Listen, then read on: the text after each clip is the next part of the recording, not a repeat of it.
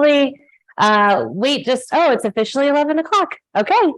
So thank you all so much for joining us for today's class. We're so excited to have you all. For those of you that don't know me, my name is Sarah Buckman. I worked at Common Ground for 10 years, and I'm the marketing manager. And I work with lovely people like Marina to come up with different cooking classes that we have every month. We've started to do in-person classes, smaller in-person classes, and that's actually how we met. But for those of you that, I think there's a lot of new folks that are joining us today, so I'll kind of give you a little bit of a rundown.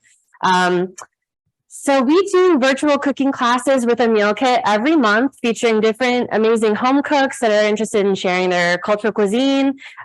So we're so glad you signed up. I believe all of you picked up your kits, and we're just going to we're going to cook together. You've got your recipe cards here that Marina so kindly typed out, and we put them on these cards here. So at any time you feel like you have any questions, feel free to ask us in the chat, or some of the info might be on our recipe cards, but we would love to keep the conversation open.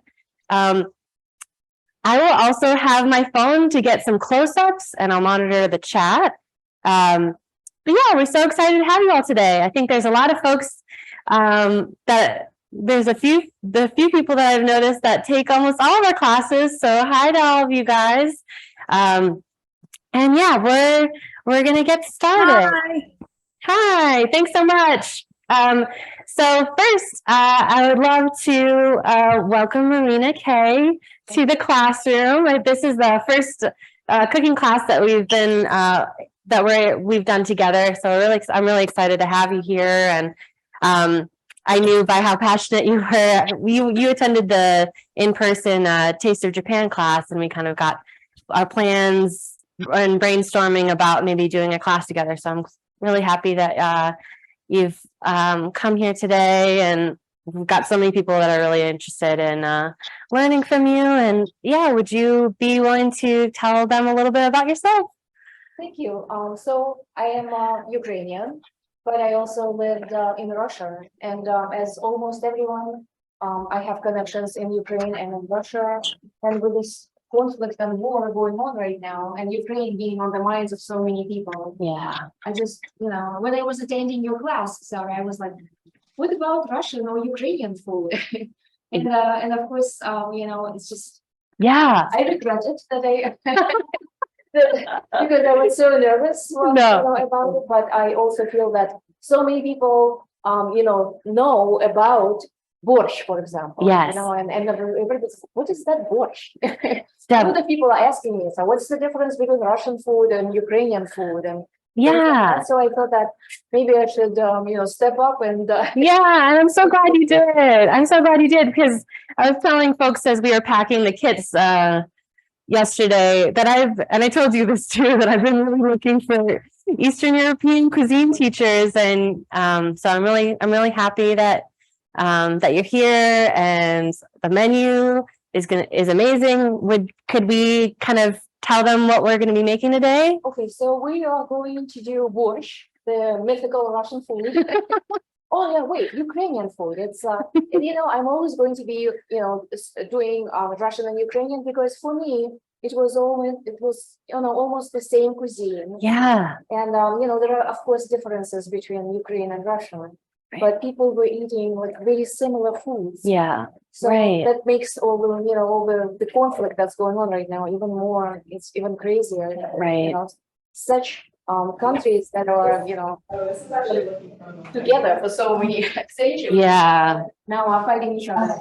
But Ukrainian borscht is a little bit different from Russian borscht, because and actually every single woman who cooks in her kitchen, she has a different, a little bit. I'm going to adjust this a little bit. I can't hear as well, so I'm going to move this louder.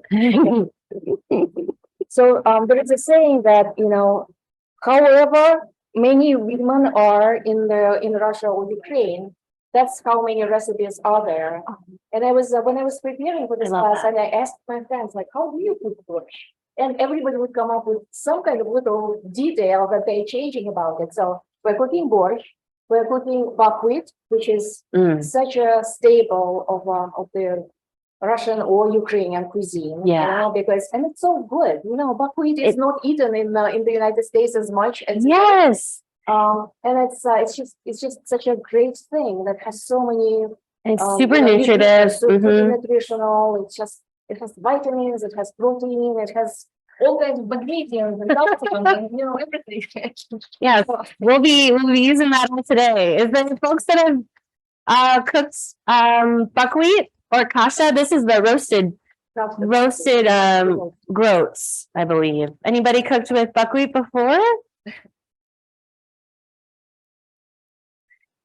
So yeah, and buckwheat is something that just like rice or any kind of grain, it requires to have something on top of it. Okay. So we're going to be doing mushrooms with onions to put on top of that, delicious. and it's just a side dish, but it tastes really great. That sounds good. And the third dish we're doing is pirozshki, Okay. which is different from pierogi. Yes. Pierogi is a Polish word for vareniki. It's just this linguistic, you know, puzzle and Yeah. mystery. Why is it that you know in Ukrainian it's pirozshki or pirozhki, but Right. The Polish people call that a totally different. And it is Pierogi is different from it's pierogi. fluffier and totally different. It's boiled. It's like vareniki. It's like a little dumpling that you boil in water for Polish people. Pierogi that we're going to be cooking could be fried or baked. We're going to bake them in the oven. Okay. Because I think that sounds great. Easier and faster. They said I've never, Alyssa says, I've never used buckwheat. And then Monique is like, yes, Nancy, no. Alyssa says, excited to try it.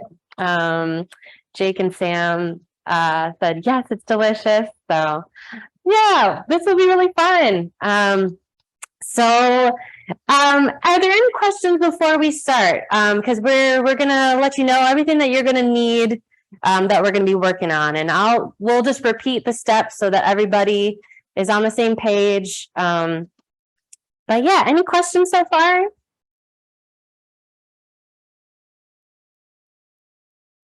I think we should start with boiling the water. Yeah. Boiling the water and putting the eggs. Okay. So we're going to start with boiling those 4 eggs that you've got. I think everyone actually, there was no vegan kits this time. So everybody's going to be basically cooking exactly the same. You got it. So we're going to use a small saucepan to boil the eggs, and you just fill it up with some cold water, and we're just going to probably plop those eggs right in.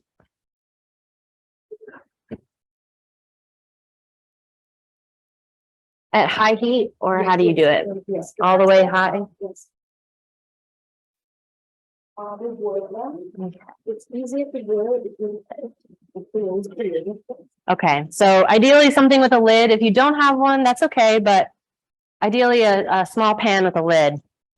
And now we're going to forget about the eggs for 10 minutes or something. 10 minutes or so. I could set a timer if that helps. So it has to start boiling. Oh, right. That's a good point.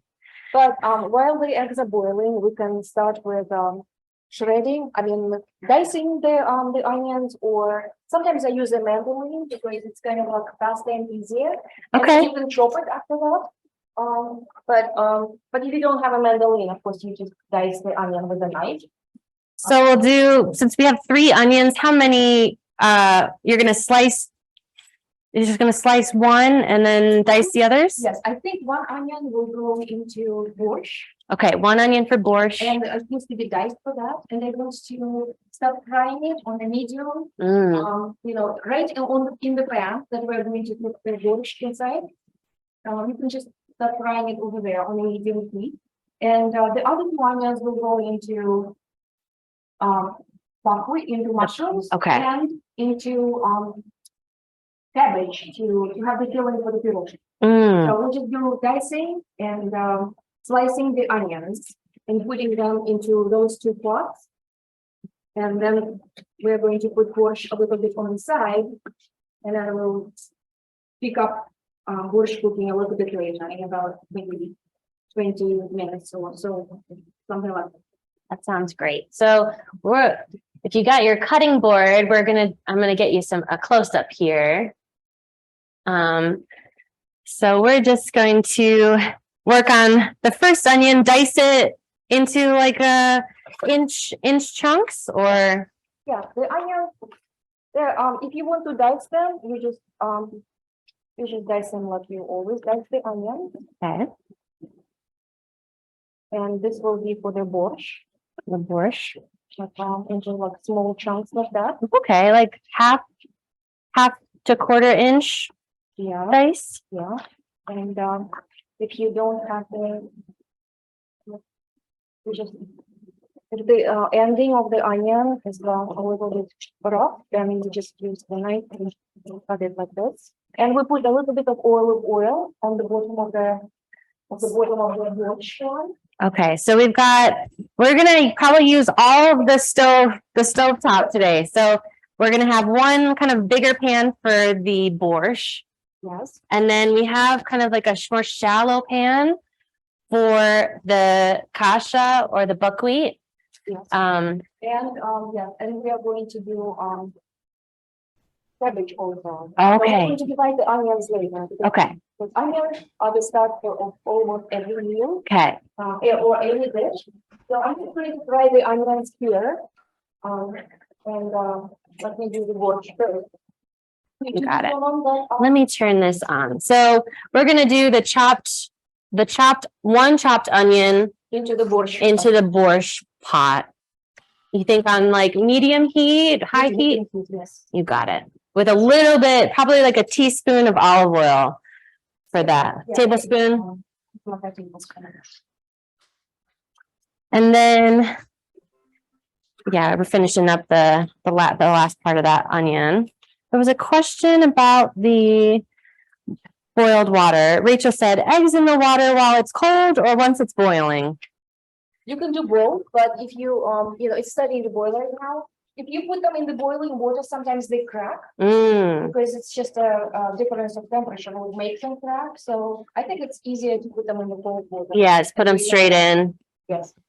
Okay. So this is frying really Fast. fast right now. So I would reduce The heat. because we want them to become golden and just caramelize the onions really nicely. So I think this is too much of a temperature. Too much. Go a little bit lower. You got it. And to make the filling for the Pirozshki and to have a little bit of onions for mushrooms too, I will instead of dicing them, I will slice them. Okay. Into So slice the other two onions. Yeah, you can slice them like this with your knife. Thinly sliced. Yeah, thinly slice like that. Or sometimes I use a mandolin because it just goes much faster, but it's okay. I'll just slice it right now. That's beautiful. I don't need to use the mandolin because I'm going to cut off my finger. But of course, it's how it happens. Showing off your skill. Sometimes you lose those skills. You lose those fingers. Is this still a little too high for us? No, I think it's fine. Is that okay? Yeah. You just need to keep an eye on them, of course, because you don't want them to become, too brown or burn. Totally. It goes nicely. I think this is the right temperature. So we've got our eggs.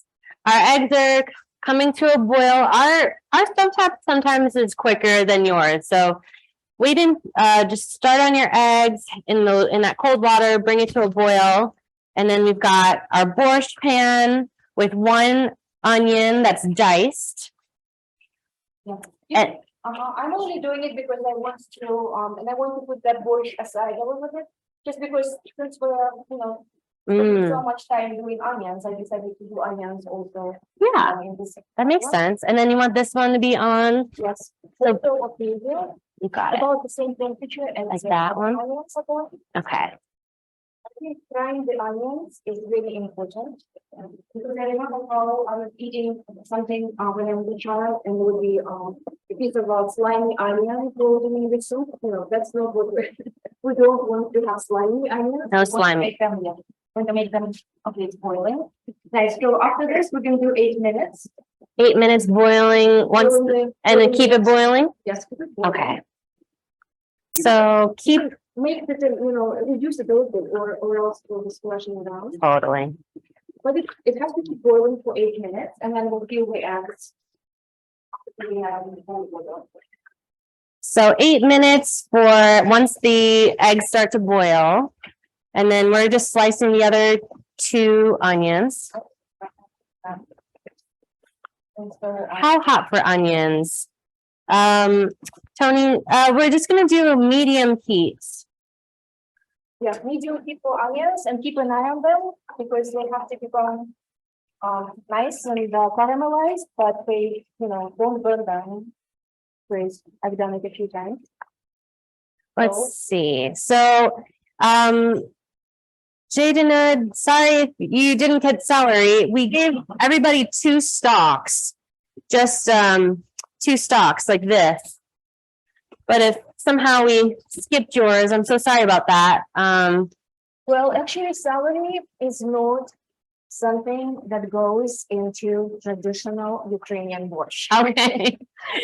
Celery is not something that is grown, at least maybe right now we're having it, but when I was growing up we didn't have celery, and it's just onions and carrots and red bell pepper, potatoes. But you can skip the celery, it's not going to be that much of a difference. I just like using celery because I think the more vegetables you put into your borscht, the better. Yeah, agreed. And borscht has to be it's a very thick kind of soup, and people say that jokingly that when you eat borscht, you can put the spoon inside the plate, and it has to be standing up because There's enough vegetables. Yeah, it has to be so thick. And,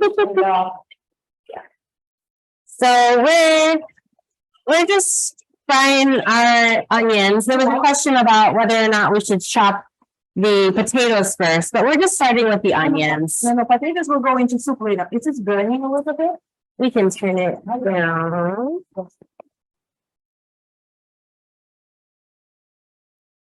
Like you see how they're becoming Yeah, like more nicely caramelized. and just have to be really careful about not really burning them up. Otherwise, the flavor will change. Yeah. So this one is a little bit too hot, and this one is a little bit too slow. So yes, everybody's kitchen and the stove is so different. Of course, you have to know the temperature that you are using. I will put just one more splash of the oil inside these onions for just a little bit more. Just adding a little more oil to the onions. So Nancy, we have a question. How many onions are in the saute pan? So 2 onions in the saute pan for the buckwheat kasha. Yes, and they're diced with a borscht. 1 diced here. And they're going to be basically cooked the same way on medium heat with a little olive oil. And ideally not too high where they start burning or get too brown. Yes. Yes. No, yes. No, I think it can help doing everybody like 360. So that's choosing the right temperature is so important. This one is 200. Yeah. Now it's really important to have this medium kind of frying, mediumly, because we need to have like at least. Actually, while the eggs are boiling, we'll be probably done with the onions if you choose the. Yeah. So the eggs and the onions hopefully would time out around the same time. That makes sense. Yeah. And then we'll continue cooking with them. Sounds good. And then I'll put some scraps in here. Yes. Any questions so far? One second. Okay. Yeah, excuse me, I have a question. Sure. The recipe card says that there's supposed to be half an onion for the Pirozshki Yeah. and 1 onion for borscht and then 1 onion for the kasha. So I'm obviously miscounting my onions somehow. Oh, sorry about that. I think technically we do have a little bit of an onion left. So what do you think, Marina? Do you think, I'm thinking that, you know, this dish that I'm frying the onions for will be divided into two. I'm going to okay, use half of it for Pirozshki to fry together with the cabbage. with the cabbage? And Okay, I will use the other half for mushrooms. okay, I just decided to combine two onions together so that we fry them at the same time and then we'll divide them later. okay. So if you want too many pans over here. there's 3 pans for onions. So I think what we'll do is if you go ahead and use your 1 onion diced for in a larger stock pan like this, like which we're gonna be using the borscht for the borscht, and then the other 2 sliced and cooked in another pan, and then we will portion half for the kasha and half for the cabbage. Yes. Thanks for asking about So that. Sorry about that. So I should ignore where it says 1/2 chopped onion for the pirozhki and just go with sliced. Yeah, it's fine. We can even, you know, when we're going to be dividing them, we can even slice them after that. Okay. So Okay, thank you.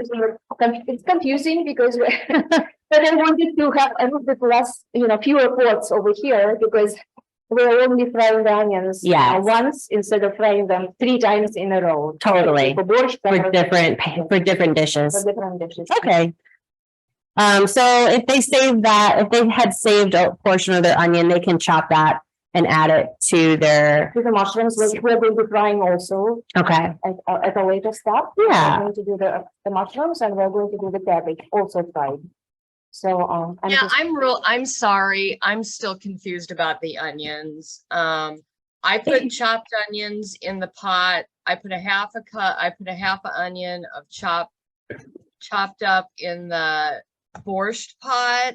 And I'm still confused of how many sliced onions I'm supposed to saute.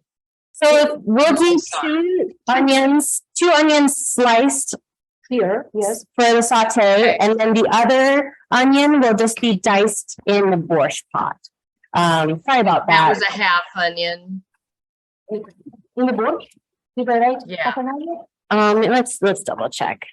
Yeah, that's what the recipe says. Okay, it's because actually these onions are kind of on a smaller size. Okay. Sometimes when you maybe buy an not. onion and the onion is this big, Huge, yeah. huge, then I probably would have said to you that, you know, we're going to probably using half of the onion, but these onions turned out to be not really so big.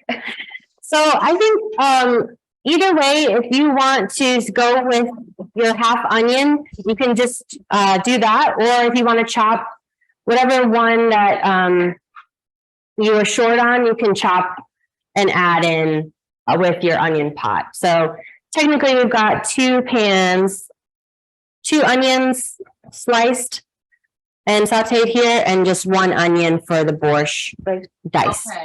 Okay, thank you. Appreciate you. Are we getting close to having the? I think we are. I think we've got maybe another minute or so. On the eggs. Ours boiled pretty quickly, so we'll probably remove it from heat in like a minute. Okay. How's everybody's onions? Do you guys need a little bit more time to cook and saute onions?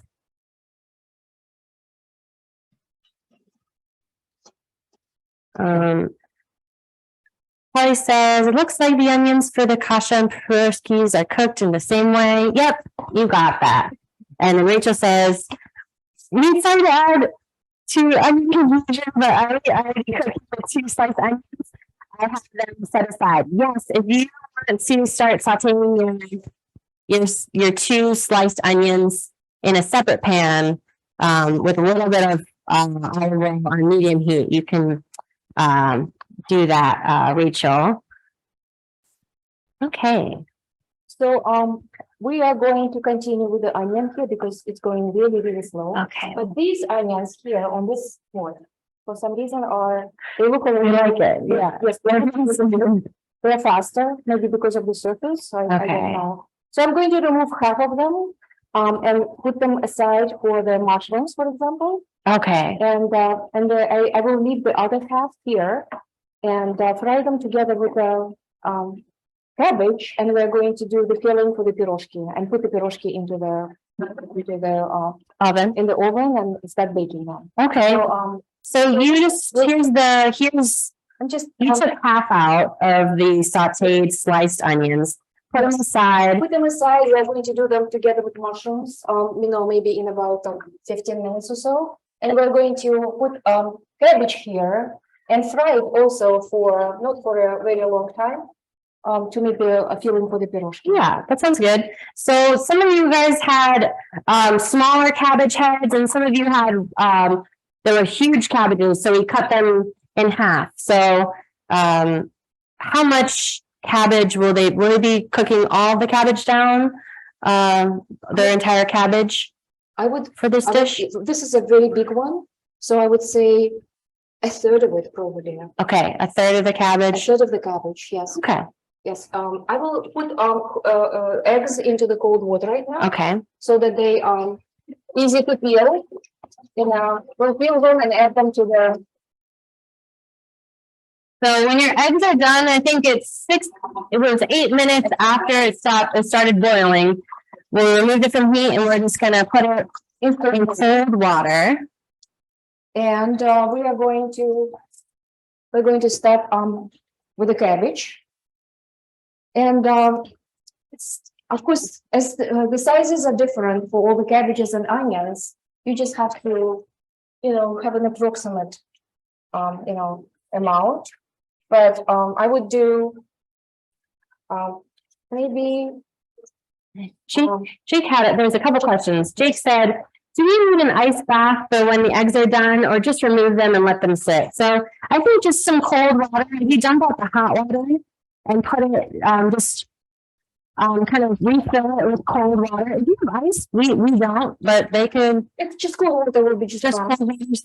And then there was a couple others. So, Tony, you said, which onions do you take out? We're taking out the half of the sliced sauteed onions and we put them aside and we're going to save those for when we do the mushrooms. But then we've moved on to do chopping some of the cabbage.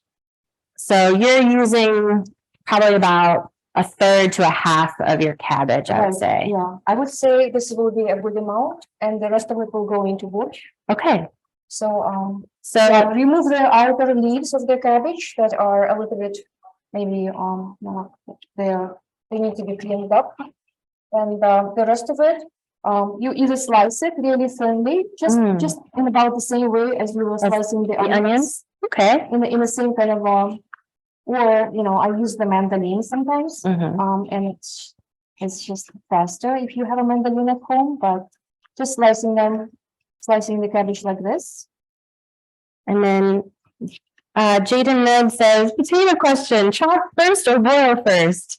Should we start the buckwheat? I think we're going to do probably the sauteed cabbage with the onions first, just so we get the filling for the pirozhkis. Yes. And then we'll kind of move back to either the onions and mushrooms or the borscht. Right.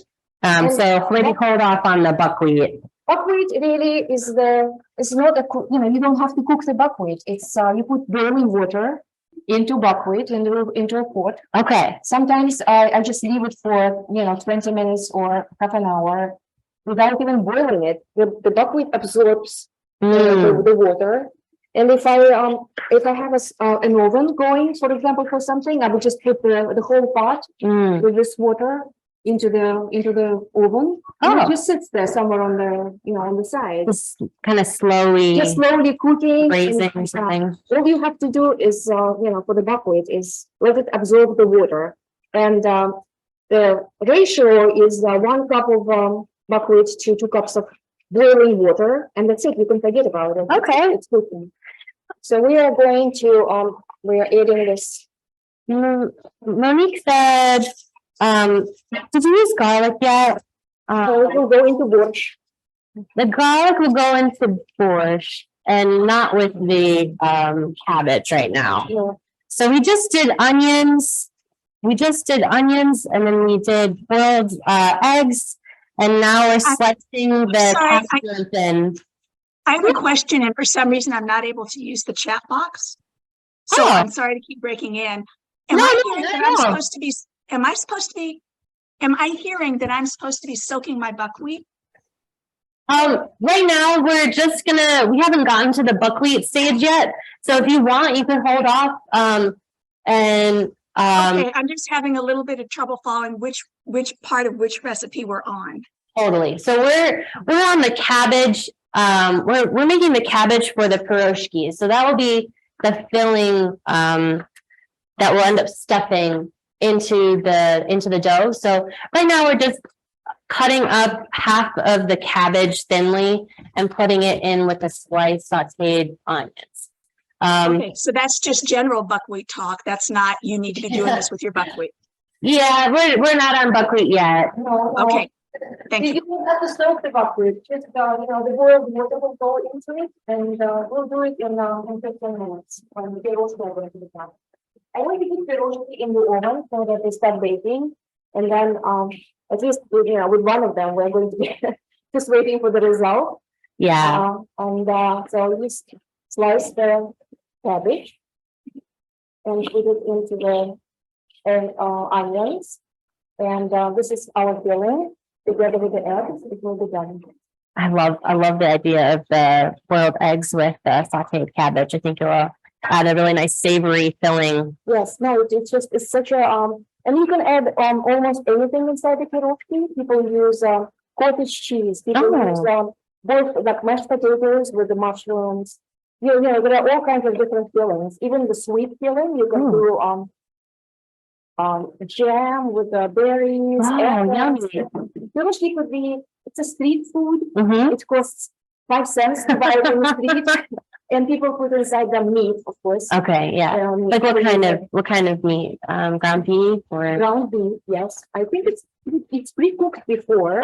It's you fry onions and you grind the meat. Okay. For example, after it was boiled, it could be a leftover from the soup, maybe some of them. And they just make the Pirozshki without filling. So that they don't lose any kind of any wasted meat from the broth that we were cooking, for example.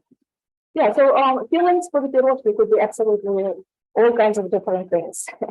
But I'm choosing this one because it's really it's famous, it's easy to cook, it's fast, and it is really great actually. And we don't eat enough cabbage here because it's such a great thing to eat. So I would salt a little bit and pepper. It's the filling. Salt and pepper, just pinch of salt and pepper. Nancy, you had a question that said, I got half a head of cabbage. How much should I be using? So I would say use a third or a half of your cabbage. Whether it's a whole head or a half head, just use half of your cabbage for the Pirozshki filling, and then the rest of it will also include in the borscht. Right. And I will also put a little bit of butter inside. Ooh, okay. So this just to make it, butter makes everything, great. Yes. But it's not a little butter, just a little bit. Okay, it's like a tad of butter with salt and pepper. Yes. And then we continue frying it until the cabbage wilts and becomes, soft. You don't want any crunch. You don't want any crunch. No crunch to it. It has to be a little bit, Well, it could be, some of them will be crunchy because it starts to do consistently. Like, do you want me to increase the heat? Maybe increase the heat just by a little bit. So we continue this, and as this fry, we can do eggs. Okay. And peel them, and we'll be adding that into this while it's still going, just very slowly. Is anybody still waiting for their eggs to be done? Nancy, you said, are we sauteing the cabbage with the onions? Yeah, we're gonna use half of that, so we already took out half of the sliced sauteed onions and we put that aside, but the other half we put cabbage, sliced cabbage in, and we're just sauteing that. We added a couple pinches of salt and pepper and then like a tablespoon of butter. And so we're just sauteing it on the same heat level that we had the onions on, but we just increased the heat just a little bit so that we're seeing a little bit more steam. And these onions are just sitting there. The temperature is, it's so low. Yeah. Nothing happens to these onions. But they are very nice right now. I like how they are. And we're going to continue with onions. Okay. Onions are done. This pan, sometimes our stovetops, they all act different and it's funny. So you just took, oh, you're fast. You took the 4 eggs out of the cold water Yes. that we had in the sink and now we're just gonna peel them. Now we're just gonna peel them. Okay. And I will dice them here. No, I will put the peel over here. Okay. We are going to dice them and add them to the cabbage. So I keep one eye on the cabbage with onions and another eye here on peeling the egg. And these eggs we've got some fun ingredients. So these are my favorite new local eggs. They've been flying off the shelf because they have the really, really bright yolks. Oh. And we're also going to be using the pizza dough from our bakery. So, And that pizza dough is so good. I started using it years ago. I discovered it and I decided to try it once. And when I tasted it, I understood that it's exactly the kind of yeast dough people are using for making pirozshki. Why don't I try to do that? And I tried, and they just turned out to be absolutely beautiful. They rise, they become brown. They're very, very nice. The That's eggs great. are not easy to peel. yeah. Sometimes when they are fresh, they are more difficult to peel when they are Yes, a little bit older. it's true. So yes, so we need to have 4 eggs. Yeah, the newer the eggs, sometimes that's been a hardship sometimes for our kitchen because you'll get it, it'll start to peel. But you did a good job. So yes, so when we have almost everything is almost done with it.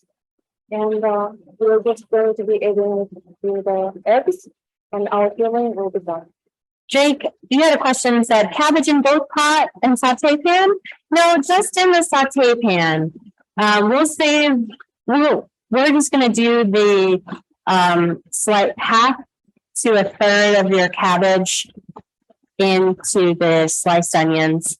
And then we've got the other cabbage just waiting to be chopped here. So Yes, the other one will go into borscht. the other part will go into borscht. And then JD Nerd, you said, should I turn off the oven for the buckwheat? Well, we haven't had our oven on yet. We could preheat our oven. Yes. So let's see. We're gonna preheat the oven to 350. We haven't gotten to buckwheat yet. But you're welcome, since you have the recipe, you're welcome to work on that. We're still working on the filling. So I'm gonna preheat our oven to 350. Just get it warm, hot for when we put our pirozhkis. Yes. But we're a little bit away from that. Yeah, we're 10 minutes away from it. So if you put the oven on, then it will be very good. 350.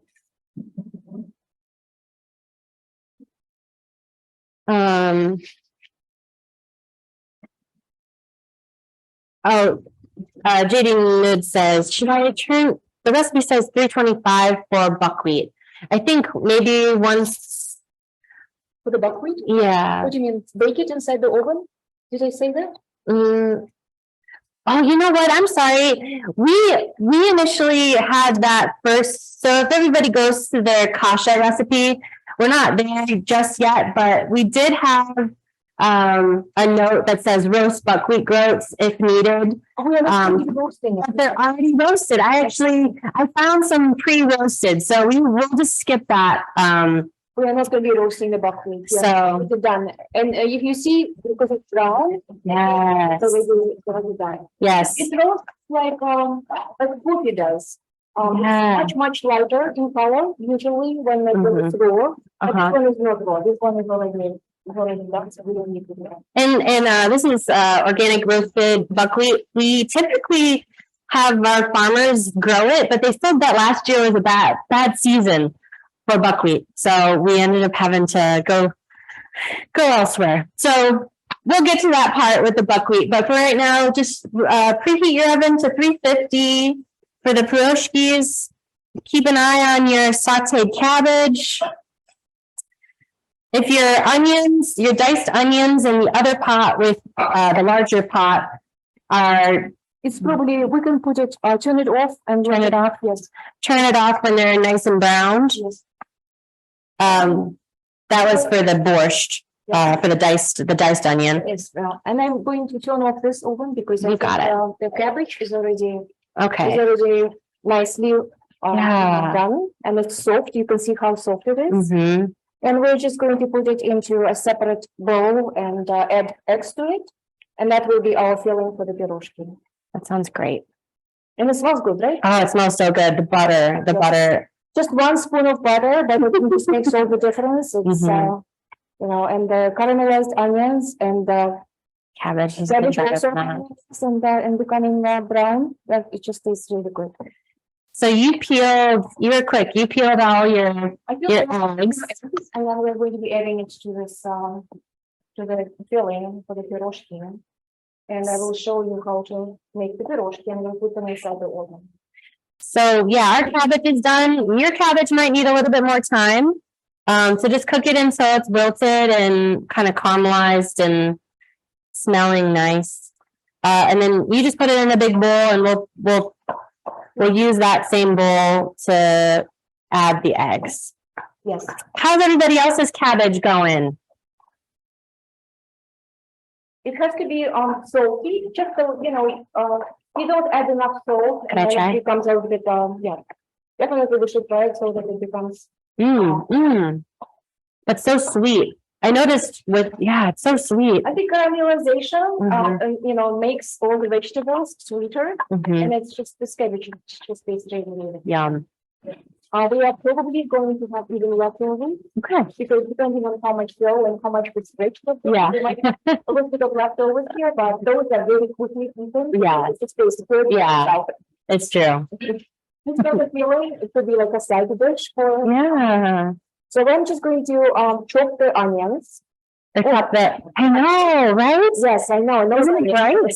The eggs, I'm chopping the eggs, and this is absolutely amazing. I know, right? So So just like a dice or a mince yeah, or just dice and mince them. Some people have the chopper for the onion. Uh-huh. I just do it like this, and Okay. then with a small so like small dice dice, of your boiled egg. yes, and We'll do all of them. Right? we'll do all of them, and we'll add them into the cabbage. Let me know what you think of the egg yolks. Yes, it's definitely just how we used to have it in the Ukrainian village. Because some of the eggs, yes, they are so light. Uh-huh. And sometimes it depends. I've had chickens before, and sometimes it depends on like the chicken's appetite for the day. Like that one's a little more yellow, but yeah, this is a family farm that we work with, called Little Farm on the Prairie. Little Farm on the Prairie eggs. Katie Node says very yellow.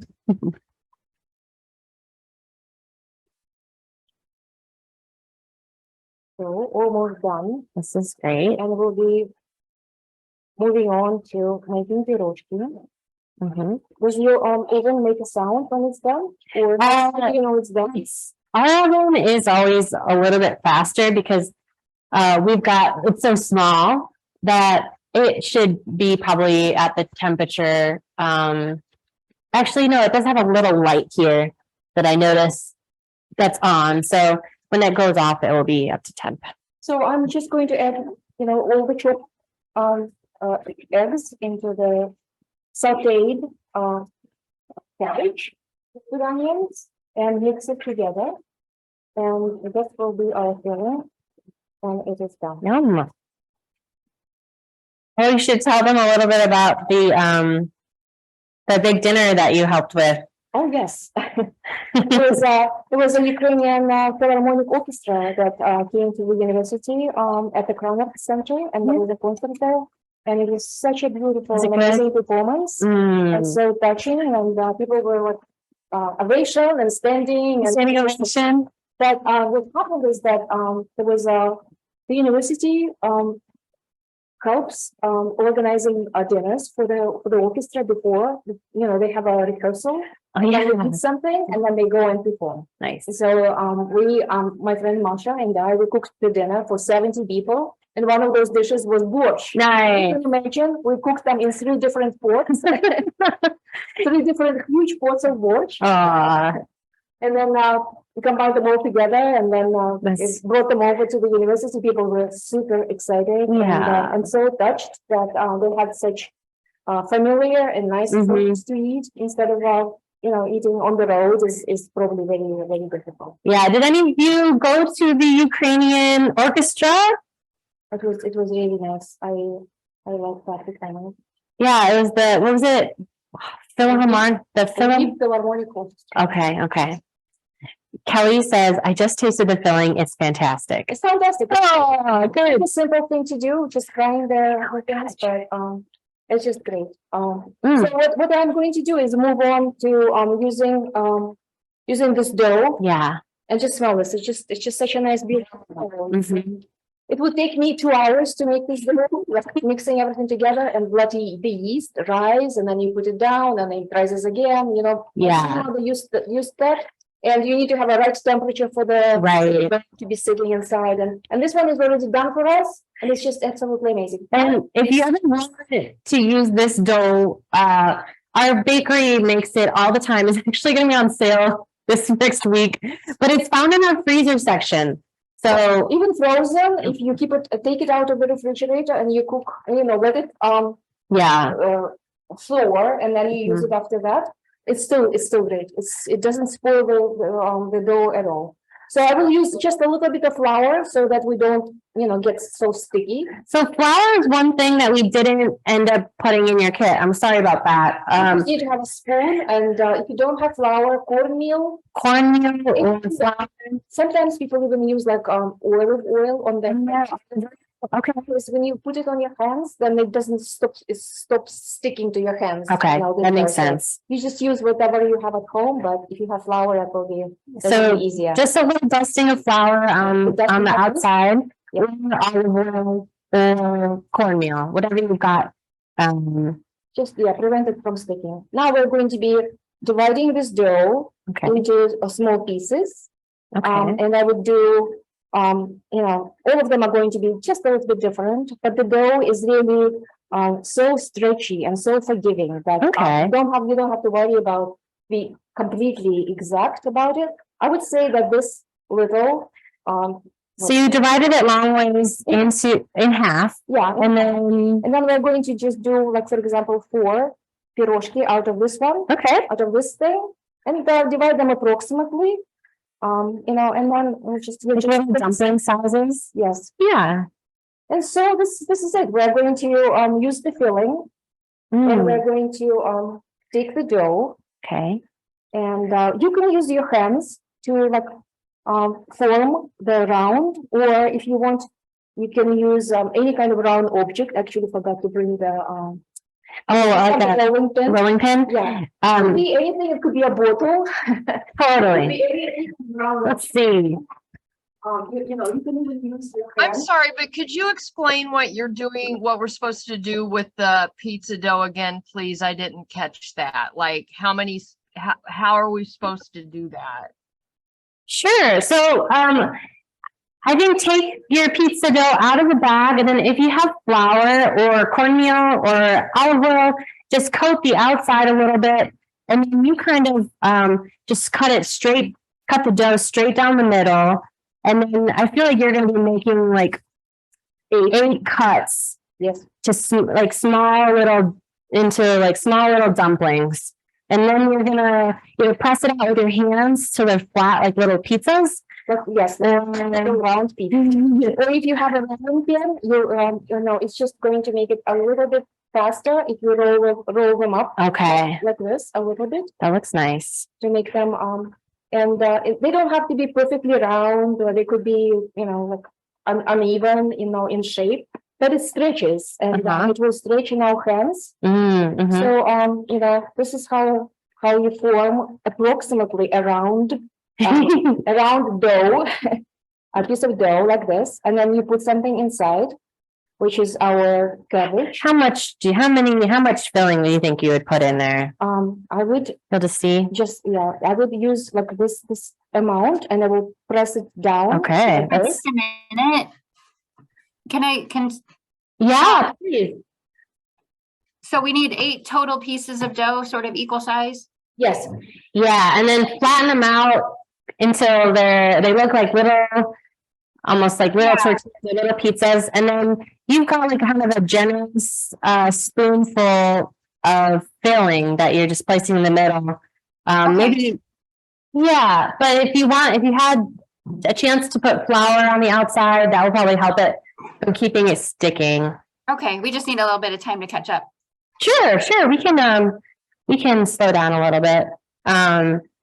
Thank you. So is this something that I'm gonna need a rolling pin for, or can I just flatten that by hand? you could flatten it with your hand if you don't have just flatten it to make it round, like a little tiny tortilla, just to make a round shape. And then you start pressing it like this to make a kind of like a ridge. And then my grandmother, usually they made like a little bit of a Design. they designed like a little boat, for example. But my grandmother used to make them triangular. And so you just take it like this and you make a triangular object like this. So you just kind of hold the edges. So you stuff it with like maybe a decent spoonful into the center, and then kind of curl the edges and pinch them to cut their closed. Yes, pinch them. Here, I'll do a close up on your fingers. Let's do a second one, and you flatten them out. You stretch them. People, when you do a pizza, they just stretch it like this, right? Yeah. It's a really forgiving dough. It's really, really soft. It stretches a lot. It doesn't make, you don't have to be worried about making holes and or something like that. It's just really nicely stretching. So when you make it, when it's about the size of your hand, of your palm, for example, then you put the filling inside it. And it's a lot of filling, but we'll just. And maybe your first one, don't put as much filling because you're still getting used to it. Yeah, so you take the dough and you start it like this. You press it in the middle and you go on one side and press it like this. Okay, and pinch it And close one of the sides. Then you turn it around and you take the opposite, this side like this, and move it in the middle also and press it into the round triangular side. And I am using this baking dish to put them inside. Like a little casserole, like a little pie pan, because they fit really nicely. They're sitting like this. Yeah, There will be 8 of them here. If you don't have this baking dish, you can put them like on a regular like sheet tray. Yes, and they will be baked in exactly the same way. I know that's needed because it's just that way you get brown. Yeah, they will get brown. Some people use the egg wash to put on top of them. I don't even have to do that because they brown really nicely. Okay. So we're going to have 8 pirozhki, and we'll put them in the oven, and for the next 30 minutes, they will be baking there, and we'll be free to do something else. And then maybe describe that triangle shape again. Yes, because they can technically just they don't have to make it a triangle, but I thought that looks really cute. It looks, triangles are really easy to do actually, but let me see. You just take two things, 2 sides of the dough. You press them in the middle here, and you pinch and close one side. Okay. Just like really, really nicely. And like this. And then you turn it around And you take this, this side, the opposite of what you. And you just squish it in. In the middle here. And make it it makes a triangular shape, and you just close this upper That looks great. ridge, and it becomes this triangular They're so cute. little. Yeah, I'll get a close up of what they look like. And you're just setting them right into a little casserole dish. But if you don't have a casserole dish, a sheet tray is totally fine. Yes. But yeah, look at these. Does anyone have any difficulty folding? Or is it coming? Is it getting easier as you go?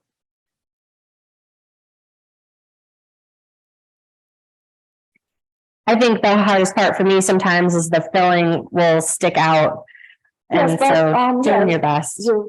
It does stick out sometimes. You can see there's a little bit of here that's stuck out. It's fine. It's going to bake, and it's not going to be noticeable. And it's just it's not a really wheaty food or something. It's a really easy and simple dish, but it tastes absolutely great. And I think with this dough, it's really easy to do it.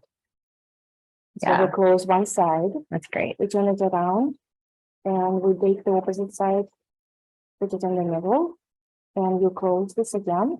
See, this one is sticking out, but I put it in, and I will just squeeze this one in. Squish them. Squish them, and make another ridge here. And you reshape it sometimes, Yeah. It's just, you make them a little bit prettier after you already closed everything. Just make You a kind of shape. pinch it. Yeah. Because they're really soft, they can take any shape they want. So we'll do 4 more, and then we'll put them baking, and they will bake for about. It looks 30 so minutes. cute. If we need another tray, I've got one. Oh, no, They'll squish all. I already used that one, and I think Great. all of them are fitting in Great. really nicely. In any round dish, they will go, any kind of baking round dish that you have at home. But even if you do it, when I was making, for the reception for the Ukrainian, there was a reception there, and there was a photography exhibit. Yes, it's still up there at the university in the corner. Somebody made photographs of the old Ukrainian women, and I think it's called Resilience. Oh. And there was a reception before this show started, and I baked some Pirozshki, and it was more than 8. Yeah. I did maybe 16 or 20, and I couldn't, put them in this round dish. I didn't have a second one. I just put them on the regular baking sheet, and it was fine. So here I'm doing it. This is the 5th one.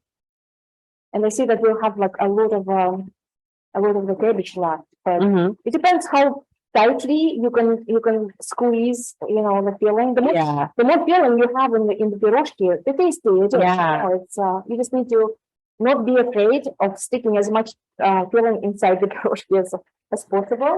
But even if we have some leftovers, we'll just eat them as a side. Kind of like a salad or side dish. That sounds good. You can put it on top of the buckwheat actually. In addition. Oh. Yes, it's a really nice dish, and all the leftovers will just fly away. So I am on the 6th pirozhki. Pirozhok. It's in singular actually. Is it? Yeah. It's plural? For okay. yes, for the cold. So Yeah, I know that ski always I'm trying to think of other things, but I think this actually would work better if I use a tablespoon or something? just any kind of spoon that will allow me to press it harder, because it's too big. Yeah, you need a smaller spoon. I need a small spoon. Anybody have any questions? You guys doing okay? Just pinching the pirozhki, that's what we're doing right now. Pinching them into shape. And putting them in the. They need to go into the oven. Christine had a question. Do we dice the celery? So We will, when we're going to start cooking borscht, we'll definitely dice. We'll okay. put the celery in addition to carrots, Mm, into those fried onions that I put aside over there. yeah. So yeah, right now we don't have anything going on with the borscht, but we will We will after we put Pirozshki, where we're going to start with cooking the borscht, and then we'll put definitely celery and carrots then. Christine says, and my dough will not stuck together. So It doesn't stick. maybe it's gotten wet on the edges. Or We just have to press it really hard, actually. yeah, really pinch it. Yes.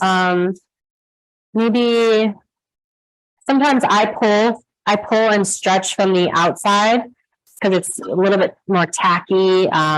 The inside might get wet with the filling, but Even if it's wet, just stick it together. just really pinch it. tightly pinch it together.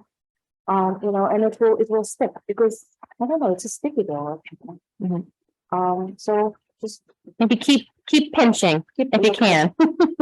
keep pinching like this. Let us know if it's not working. Maybe adding a little bit of flour could help. Maybe not too much because then it maybe would, but maybe that would help dry it out a little bit more. Actually, so I'm going to more them a little bit. Yeah. And then we want to stay for one more, and they will go into the oven.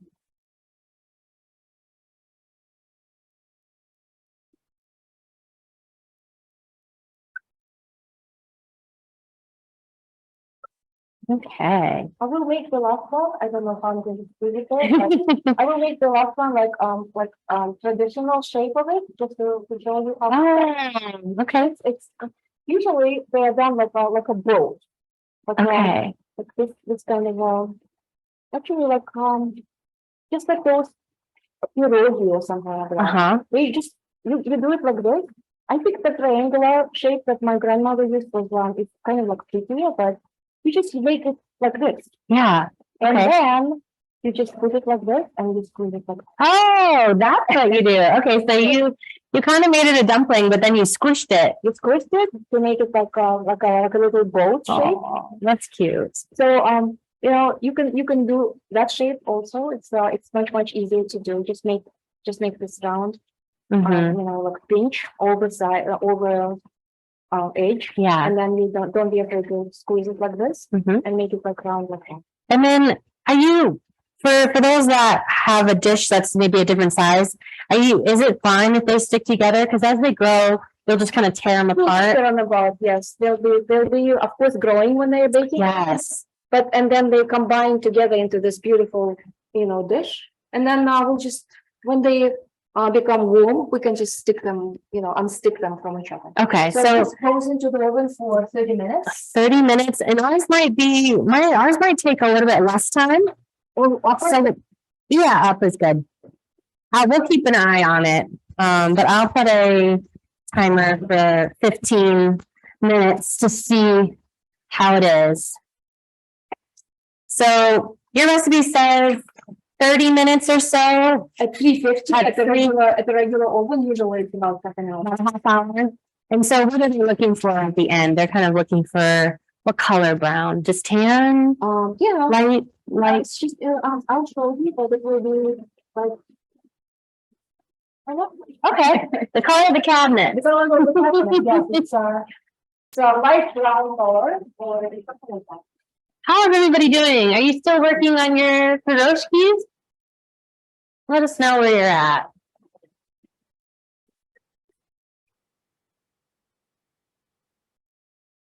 Okay.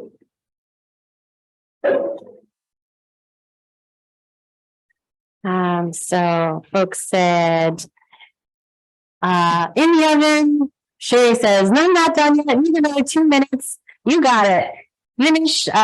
Finishing the last one, says Chris. Tony G says, eating the leftover filling. Yes, yum. Yes, Rachel says, 3 more you don't hear. Ella. No, take your time. This will be my lunch because I'm going to be just eating this. It's perfect. A little snack. Chris said 350 for 30 minutes. Yes. And if you have like a really fancy convection oven or something like that, you might just want to keep an eye on your Pirozshkis just so you're looking for that tan color of the cabinets here.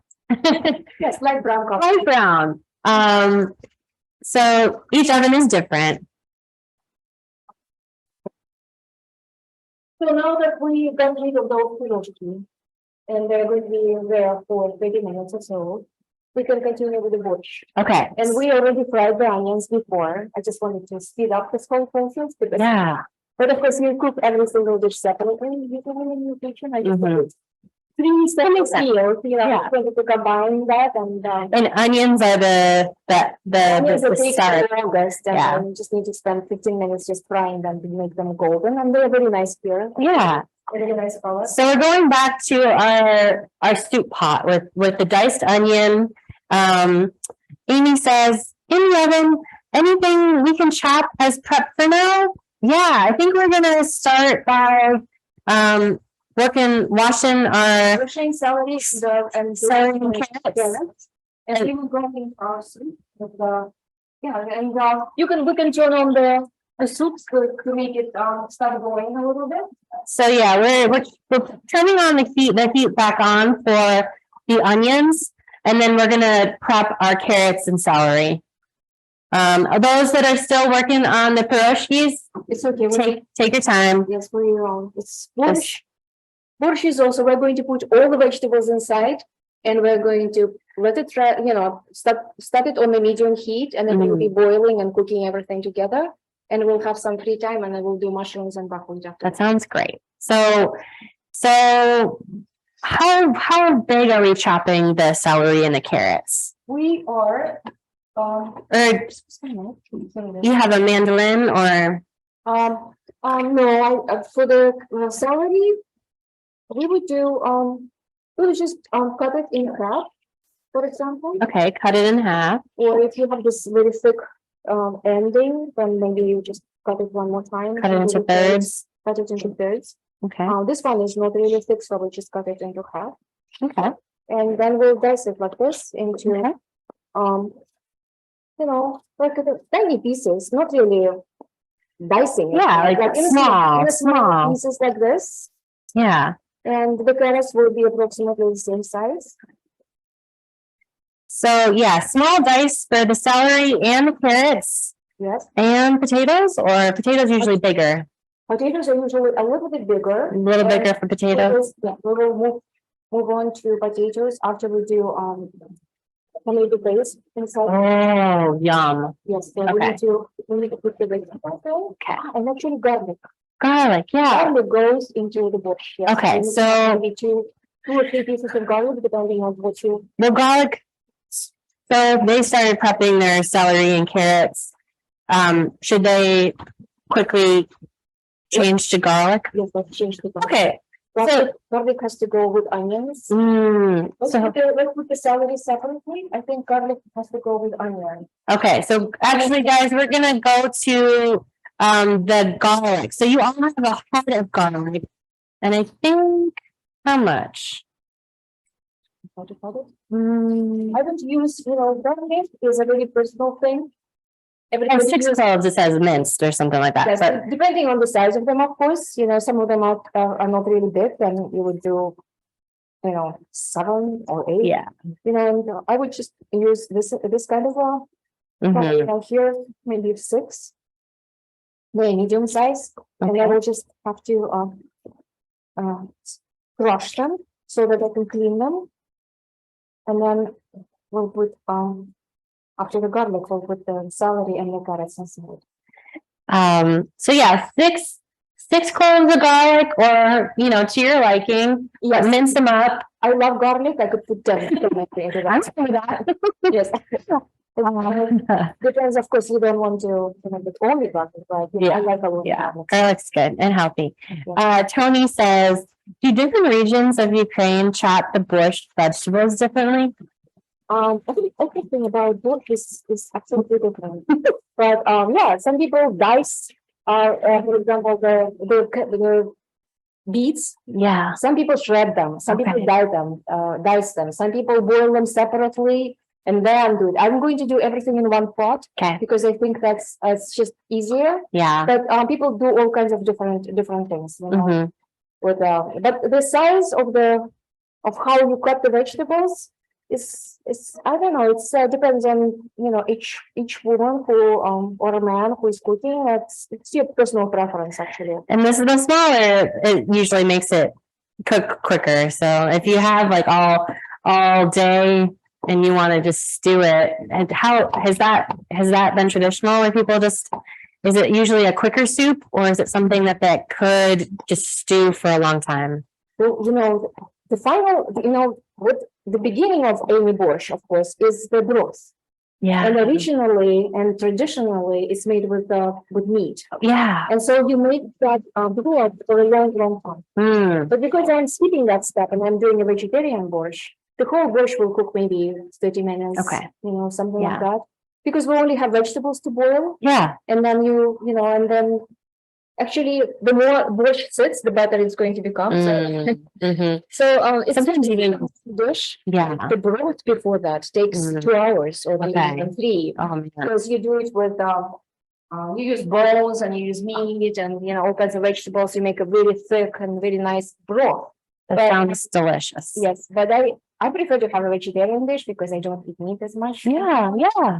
So we Incredible. did maybe 5 or 6 or 7, how many pieces of garlic you want, Garlic. and we put it in here. And then let it sit for about a minute or 2.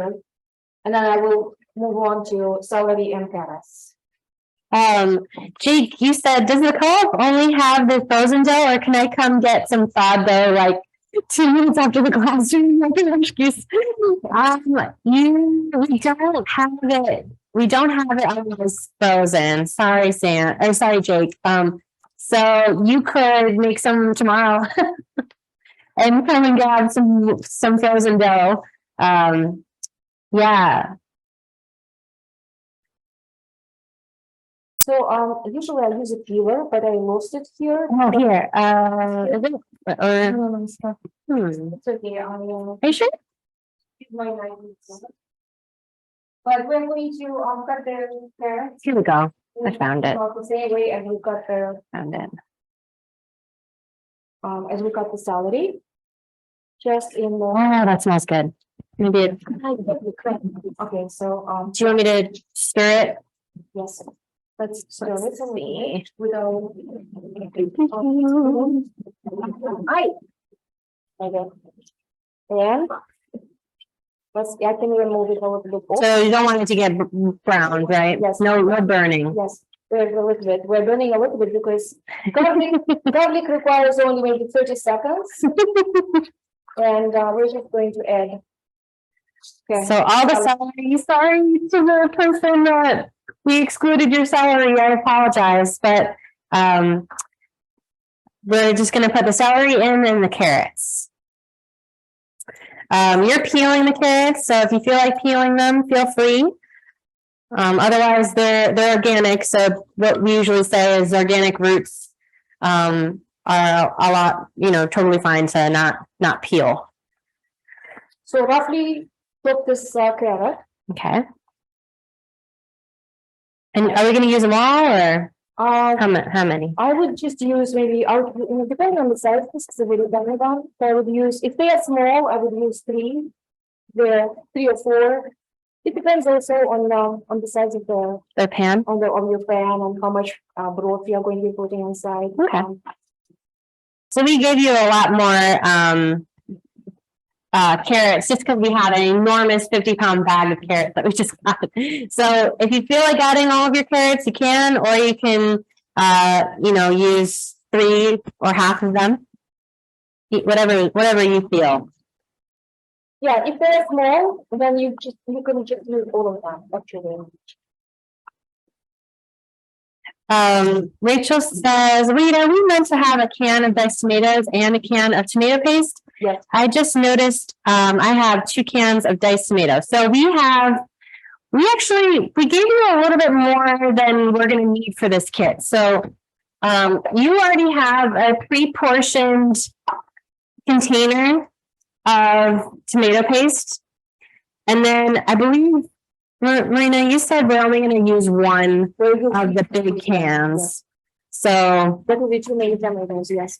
we actually won't need to use all, like both 28 ounce The containers. second one will be for the next Borscht then, you know? It will- Yeah, You're in the Borscht, we will do that. soup. Yes. So, you've got the celery and carrots diced, and then you're gonna put in all of the tomato paste, Or or tomato paste. I will just use a little bit more oil. more oil because I feel that all those onions are really oil. So all the tomato paste that you give me, I'm going to use. Okay, so everybody has the exact same amount of tomato paste, so feel free to just drop that all in. Can I get you another spoon? Yes, please. And then I'm gonna check the Pirozshkis for our oven because our oven is a little different. So. So when I Um, was cooking to my friend about cooking borscht, she said that, oh, I have such a beautiful trick. Oh.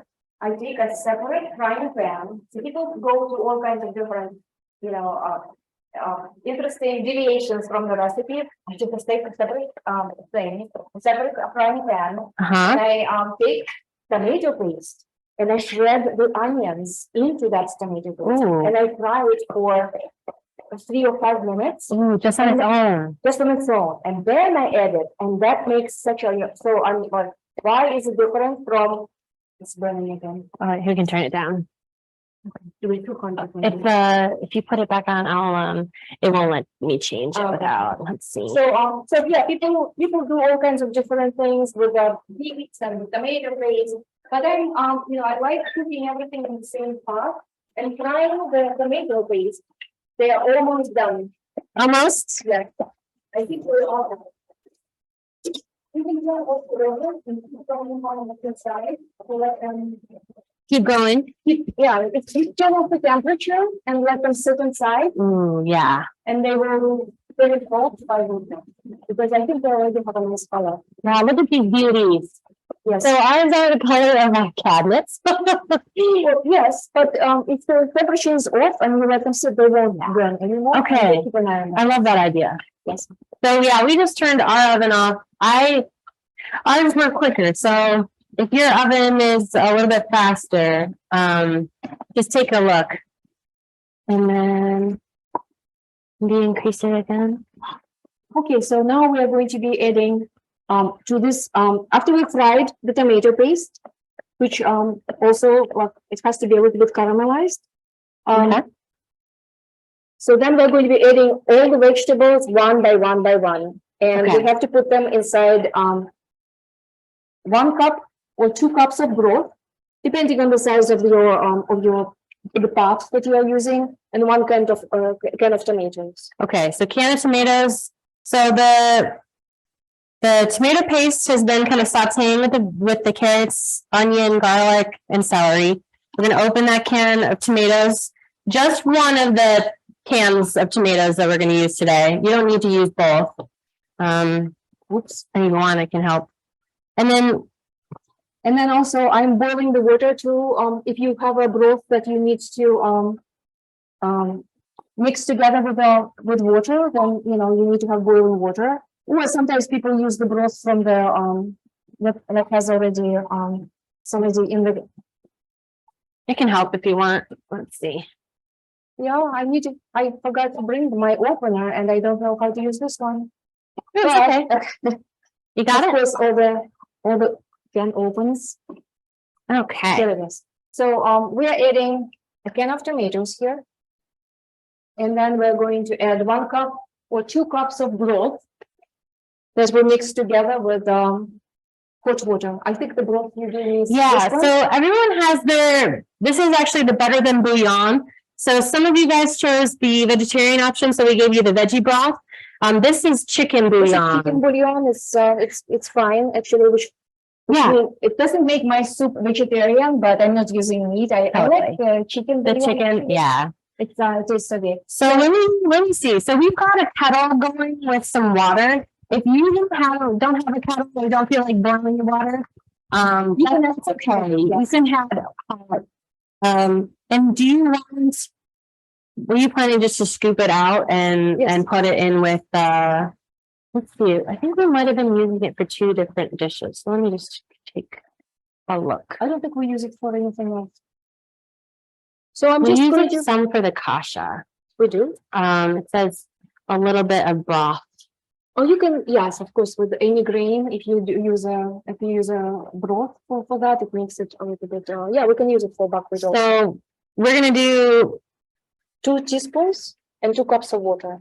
okay, I would say something like that. yeah, this one says 4 teaspoons. I think my coworker, she did for 4 2 teaspoons? cups, She 4 did? teaspoons, yeah. Okay. I'm So not sure it has 4, but maybe like 2/3 of the container 2/3 of the container. I can would just say, go in, just, yeah. and then we save the other third for the kasha. Yes. Or if you know, kasha can also be like, just water? Just Okay. regular water and that's it. Okay. So then I'm going to add boiling water into this, but if you don't have boiling water, just add cold water. It will just takes a little bit longer to and then we make approximately maybe two cups of water. Yeah, 2 to 3 cups of 2 water. cups of water. You use boiling water, but if you don't have boiling water, you can just put cold or hot water in to your pot. So I'll just repeat that again for the bouillon. So all of you have the exact same amount of the bouillon paste. We're going to use 2/3 of the container and just plop it into your veggies, and then put 2 to 3 cups of either boiling or hot water into your pot. Yes, and now we're waiting for it to start boiling again with all those tomatoes, and we are going to prep all the vegetables and put them all inside. Great. It's a huge amount of meat, so I might not use the same. That's okay. So we're going to start with the potatoes. Okay. Because potatoes are kind of they take Okay. longer to cook. They are. So you want to peel them? You want to peel You're the fast at peeling. yes. You don't even need a peeler. Oops. But yeah. How big are you dicing? I would say Okay. like this. Yeah, like I would say half-inch dice. Yes. Yeah, that's beautiful. And And then are you going to use all the potatoes? I will use 4 potatoes for this. Okay. Yes. If you have a really big pan, you could probably use them all. We can But use them on this. we're using kind of a medium stock pot here. So this will be at least maybe 8 portions of borscht in this pot. And Mhm. of course, the exact amounts. Sometimes you have an extra cabbage or an extra, piece of cabbage, an extra piece of potato. You just throw it in. It's just Yeah. vegetables, all boiling together. It sounds So- great. And Just like then, with garlic and with vegetables, you can just be approximate in about. So we're going to do 4 cabbages. or four potatoes. 4 potatoes. Then we're going to do beets, and we're going to do a pepper diced really small, and then we're going to do cabbage at the Great. last moment because cabbage doesn't Right. take a long It will time. kind of just wilt. Yes. Yeah. Any questions so far? So we're just working on peeling potatoes. You're going to use 4 of them. If you feel like using all 6, we fine. gave you extra. And it's just like a 1/2-inch dice for the potatoes. And then we'll move on to probably peeling our beets, dicing those. When we are trying to boil it, we need to raise the temperature Okay, raise the temperature on your soup. so that it boils faster. And when it's going to start boiling, then we're going to move it back into medium. Okay, okay, So that it boils at a medium pace. okay. So I'm almost done with the potatoes. So increase your soup a little bit so that, So can you have a look at the pirozshki? absolutely, Because I turned off the temperature, but I'm still afraid that it will keep it will cooking. yes, it will over. Cook. Yeah, I think it's over. It should be taken out, I think. Okay, you got it.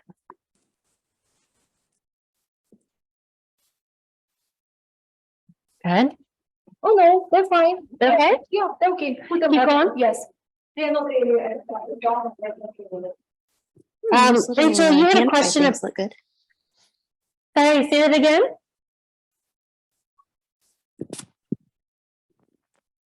Rachel, you had a question about how much boiling water. I think you did between 2 to 3 cups. About 2 or 3 cups, yes. If they went higher than that, that's fine. Yes.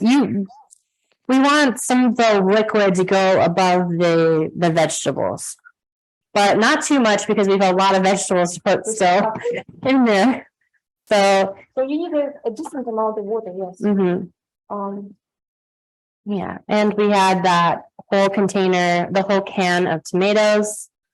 Oh, nice. It's beet time. It's now beet time. And I'm not sure those beets are really big.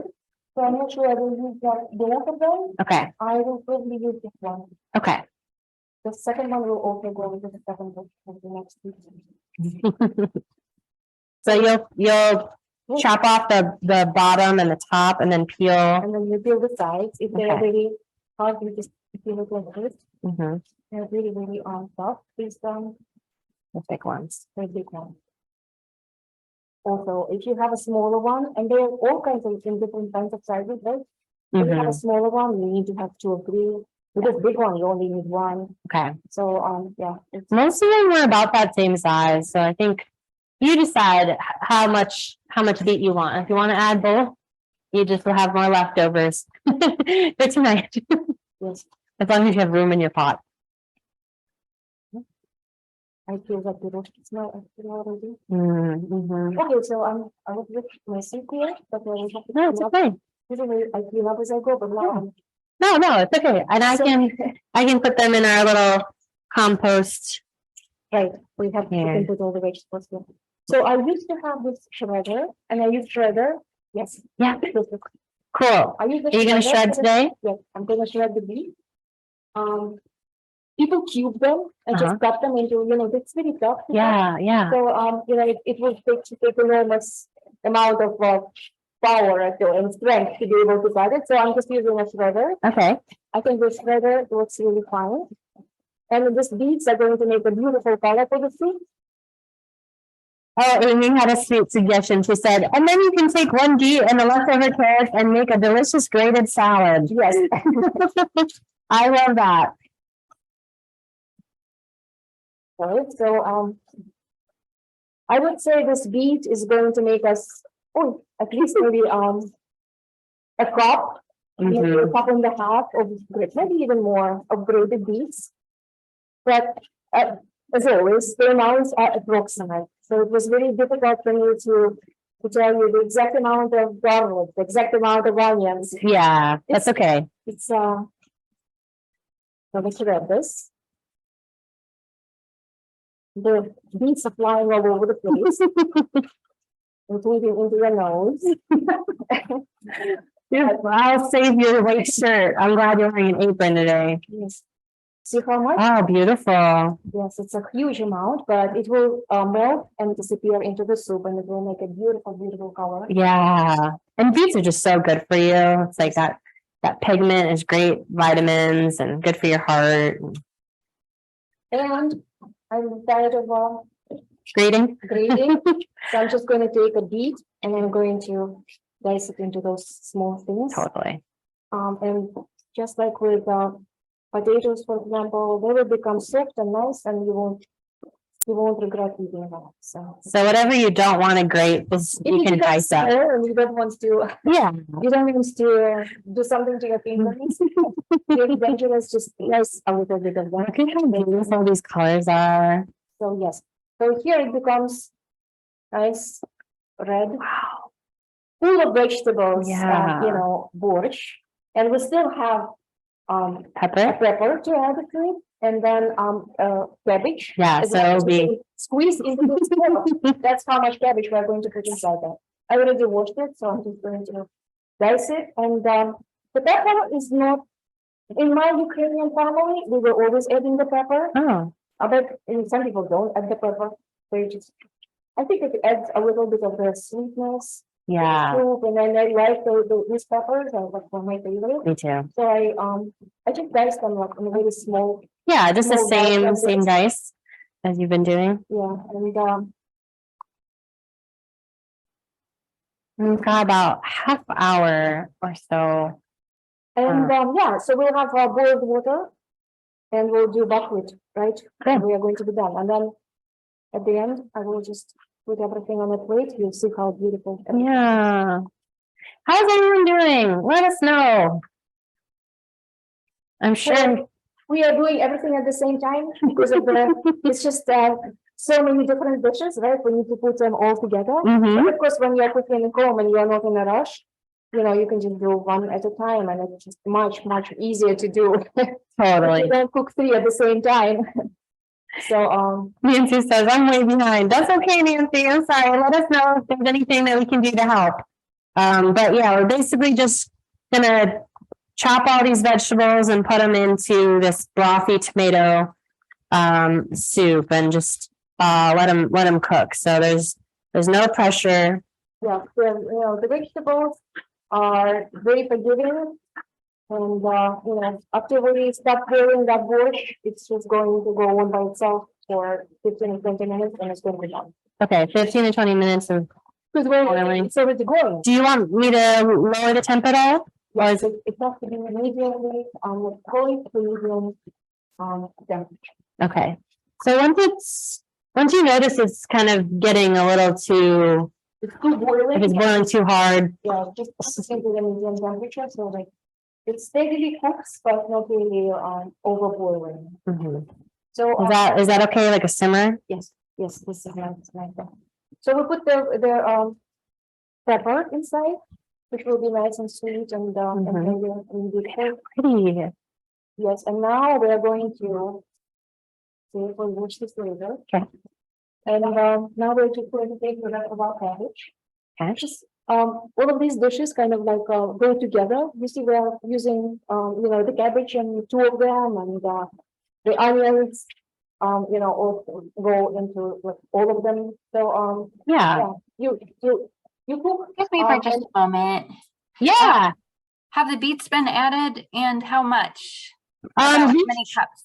We took the top and bottom off of the beet and then shredded it with a grater, and we did just one. One beet? Okay, thank you. Uh, And yeah, it's in just- the pot now. It's already grated in the pot. So we grated that, just one of the beets. We decided not to do both, so we still have Okay, this to do for later. and it has been added to the pot now, the shredded? Yes, so we've added the celery, the carrots, the grated beet, and then diced red pepper. And then we're adding some sliced cabbage, and we're not using all the cabbage, right? Are we gonna? Okay, we'll use all the cabbage. Yes. Ooh, and you're using a mandolin, so if you have a mandolin, that's wonderful. If not, just slice. Just slice it, just like we were slicing it for sometimes when it becomes too dangerous, I just slice it like this. Mhm. Of course, the mandolin makes everything so even, and so you don't have to worry about the size. You don't want to have really thick pieces of cabbage floating in it. It just has to be kind of smallish. Nancy, you said, I would say to peel the beets if you can. If not, wash it. Just the skin is sometimes a little tough. Ours still has some soil on it, so that's another reason why I do peel it. And then you can chop off the root part and the stem, and then you can use a peeler for it instead of using a knife to peel it. And then the grater will be nice because it's so dense. It's probably one of the safer options for chopping it. Yes, it's as hard as a sometimes they buy butternut squash, and Yes. so the vegetables are really hard to dice them. Uh-huh. So I think grating them is much better. Mhm.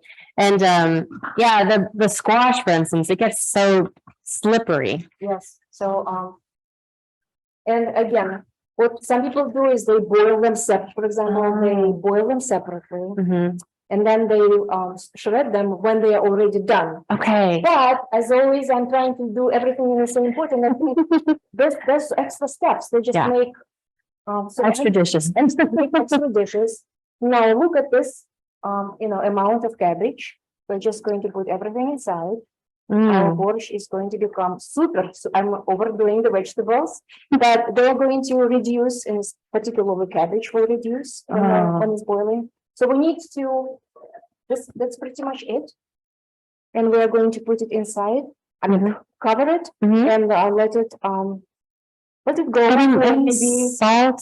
oh yes, but the chicken broth. It has salty. It is very salty. So you have to, yes, you have to try it Mhm. and, let it boil for Okay. maybe 10-15 minutes and then try it and see Mhm. how much salt. And of course, you can always add a little bit of pepper. Mm. Um, Sherry, you had a question. How much red pepper did you use? The whole wheat? I use the whole thing. You used the whole thing.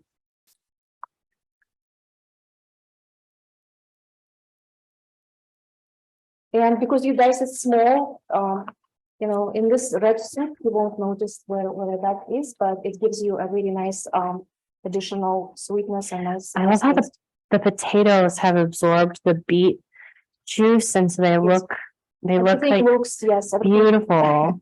So now this is it. All the vegetables have been added, and we can cover it.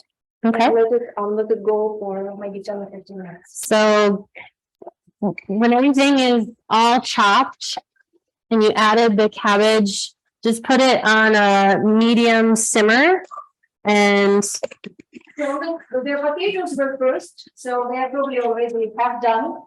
So maybe for another 15 or 20 minutes. And we don't need to cook it for a long time. The vegetables cook really quickly. and we didn't have butternut squash in this kit. So that was just an example of another dense vegetable that's a little hard to dice and prep up that can be shredded instead. So we have 2 dishes almost done.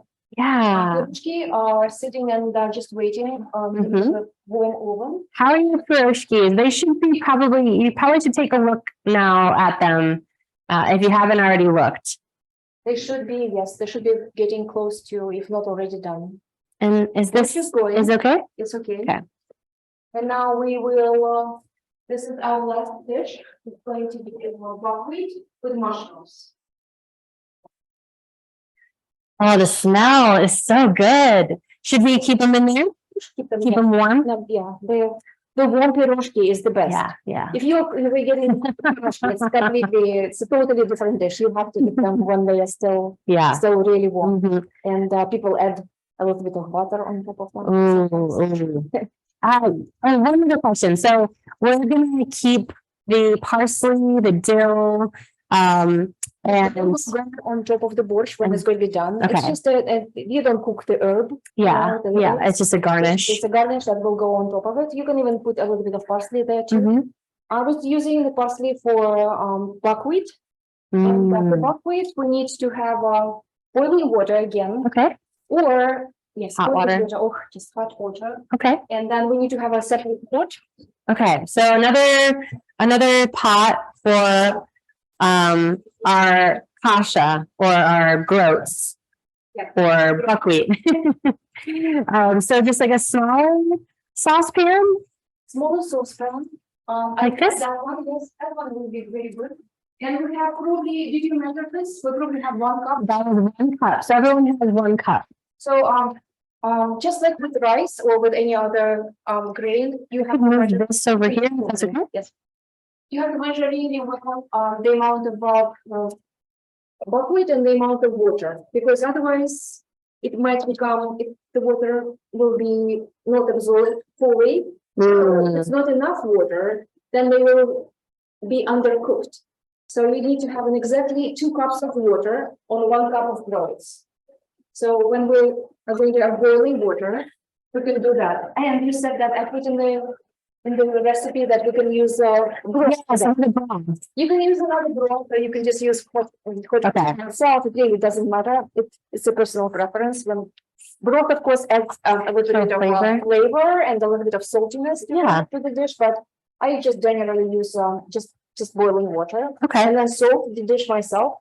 What a mess I am doing here, but Oh no, you're fine. Almost done. So we're boiling. We need 2 cups of boiling water For 1 cup of groats. for 1 cup of groats, which we gave everyone 1 cup. Yes. And we need to remember that we have a little bit of onions and mushrooms, so we need to turn this on again. Oh, yeah, where did that? Oh, here we go. No. I'm not going to cook that. It's for the mushrooms. Oh, yes, yes. I am going to do onions and mushrooms.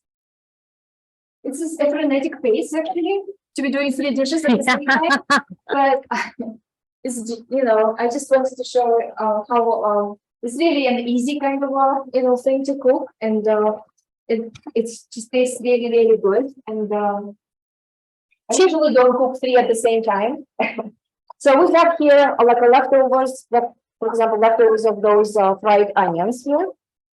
Jake had a question. Yes. He said, our Pirozshki isn't very brown. What is the best way to tell they are done?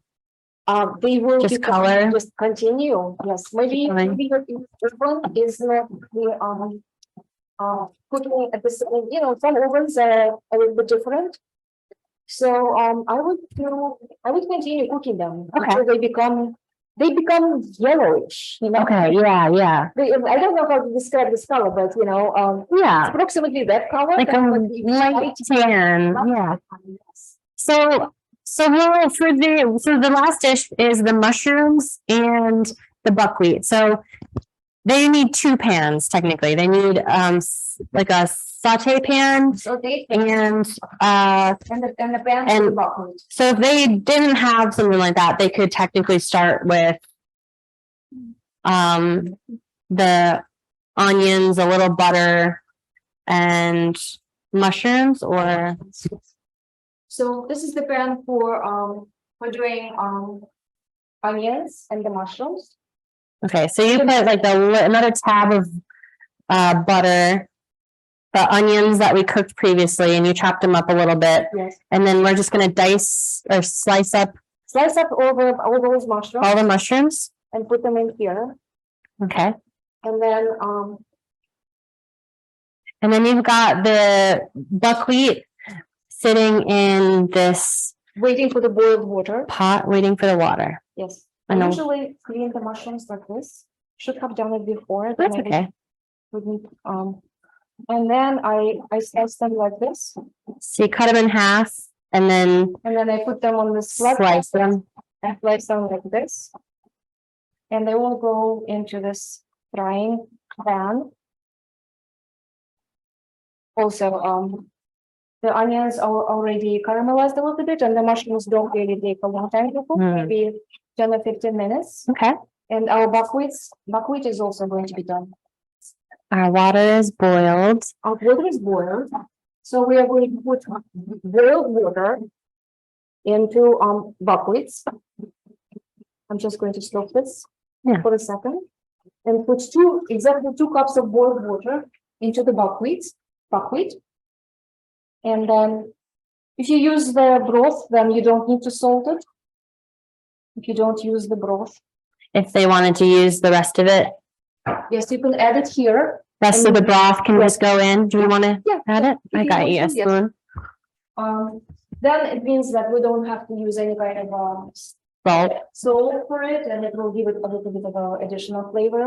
But I frequently, almost always, I just use it with hot water. And then we're going to cover this pot and let it rest Okay. while we're doing the mushrooms. Okay. Let it rest here. And if there's going to be a little bit of water left at the end, then we are going to put it on a stove and try to evaporate the water a little bit later. Kelly says, my buckwheat turned to a paste. Was that supposed to happen? No. Not yet. Well, After cooking already, um, it's turned into a paste. It's supposed to, then it means that probably that you put too much water into it. so maybe let it cover. It probably absorbed a lot of the water. So, yes. And that's okay, but maybe just let it sit. Or If it becomes, you just eat it like this, sometimes the amount of water and the amount of growth is different depending on the type of the growth. yeah, right. Because if you should If have they to make, split. if they split and becomes a little bit mushy, Mhm. And it's just, there's nothing you can do about it. It becomes a little bit of a kasha. It's Yeah, really a okay. creamy kind of thing. So what's the difference between, what would you say kasha is? Kasha is porridge. Okay, porridge, okay. Kasha is porridge. It's just generic Mhm. term for anything. You can make it out of, we used to, in our kindergartens, children are given, semolina. Oh, yeah, like what is made for like flour? Yeah, farina, I think that's another. Farro, semolina, yeah, semolina. Yeah, so, yeah, any kind of porridge is called kasha. So it's not particularly about, any kind of, thing is called kasha. So if it absorbs too much water, it will become, the grains will split. I'm gonna increase the heat. Yes, please. Is that okay? Yes, and that one could Too be a much? little bit decreased. Because it's boiling too much, I use one second. So now we are doing mushrooms with onions here. And after they become caramelized and become, nicely browned a little bit, then Mhm. we'll put them on top of the kasha. Okay. This will be our like main dish. Mm. So that's pretty much it. And This then one is going to be standing here, gradually absorbing. it's already doing It's a not- lot. It's like opening up. Yes, it's opening up, it's absorbing the water. This is what Mm, it's, smells nutty. yes, it's nice. And if you, at the end of it, if you have a warm oven, you can put it inside there, for example. But even if you have a little bit of water left at the end, then you just put it on a stove and you evaporate the water Okay. quickly. Okay. And it will be done. So yeah, if there's But- any leftover water, you can either just, evaporate it by putting it on the stovetop on heat for a little bit. So, yes, now I will, since I have some time, while the mushrooms are going here, I will show you, the borscht. Yes, the borscht has to be served, specifically with, sour cream and with dill on top. Mm. Otherwise, it's, if you don't, so this is it. You serve it like this, Oh, look how beautiful. and you make sure that the vegetables are cooked, but the vegetables are really cooking really quickly. And then you put a little bit of dill, if I can find it here. Uh-huh. I am, no, so this is parsley. Parsley. Here we go. It's next to the sour cream. So garnished with dill, fresh dill and sour cream. Sour cream. You can get you a spoon. Sour cream is definitely really good. For some reason, if you don't have sour cream, then you don't have borscht. It's not something that you can serve without sour cream. So you put a little bit of dill on top of it. Okay, you just Usually- pinch it. Yeah, you can pinch it or you just chop it a little bit. Mhm. And then you, of course, use a dollop of sour cream. And this is your borscht. It's not with not with the spoon, of course, but and this is how it's That's supposed to be done. beautiful. So just a dollop, and then do people mix it in and they kind of like You put mix it in. spoon? Yes, Okay, you okay. Mix it in, and then yes, and you Beautiful. this is We could put we could put it over here with the. yes, this is going to be your. This And you will can be, take the Pirozshki to see what color. yeah. How's everybody's dishes coming along? Our mushrooms are still sauteing. Also, thing. And we're gonna use all of the mushrooms, the whole package. So we split them, we cut them in half and then on the flat side, we slice them thinly. And Sarah, you can try the borscht. Oh yeah, I'd love to. And Yeah. you Let can me see get what it these means. guys. Because of course we forgot to taste the borscht because Yes. salt is very important, I mean, in any dish. If you under salt it, it doesn't taste right, so Yeah, try the borscht a little bit and see if it needs a little bit of I can't additional wait. salt.